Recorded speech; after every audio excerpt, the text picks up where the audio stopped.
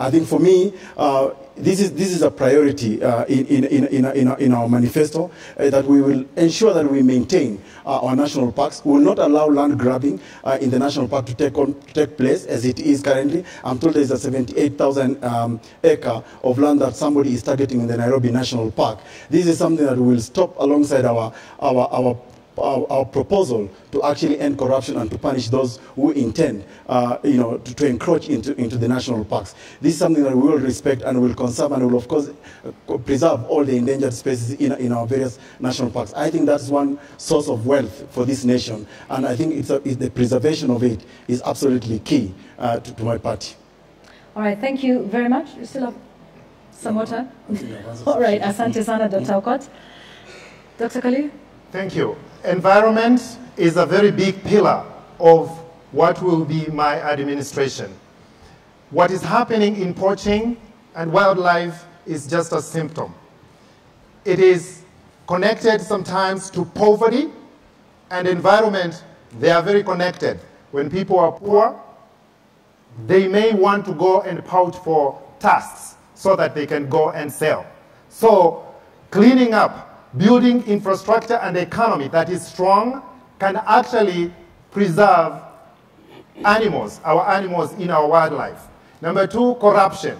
People allowing the animals to be poached because corruption is just like that. I already promised I will be the end of corruption. And therefore, if anybody is caught doing that, they will have to serve time.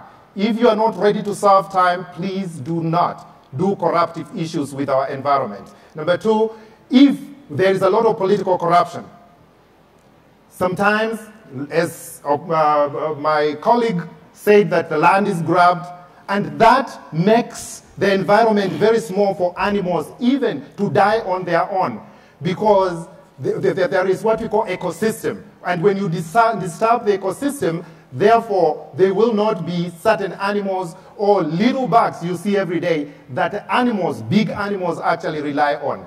And you will also notice that when it comes to environment, we want to make sure we adhere to the world standards. We also use GIS, Geographical Information System, to identify animals, white elephants, rhinos, black rhinos that are under threat. We make sure that we take steps forward to conserve those. So when it comes to environment, I will be an environment president also, and I can assure you I've just signed an environment agreement with environmental gentlemen, those who visit me in my house, and I can assure you that I'll abide by it. Thank you, Dr. Kalui. Professor? When it comes to our wildlife, Yvonne, if you take care of the people will take care of the wildlife. If you impoverish the people and steal from the people, then you cannot expect the people to be guardians of their national and their natural heritage. So that the problem of wildlife in this country starts with, number one, the question of impunity. Because, Yvonne, the people who have been mentioned in relation to poaching, in relation to land grabbing, is not the regular Kenyan who is struggling to make a square meal. It is people with the wherewithal to do these things and get away with it. And for so long as these are the people who are in leadership, it is not just the wildlife that is at risk. Even we, the people, are at risk. And therefore, it starts and ends with leadership. It starts and ends with people whom we can trust, not just with wildlife and natural resources, but with the country. Currently, I'm just worried about the kind of names that are bandied around when it comes to travesty in the wildlife sector.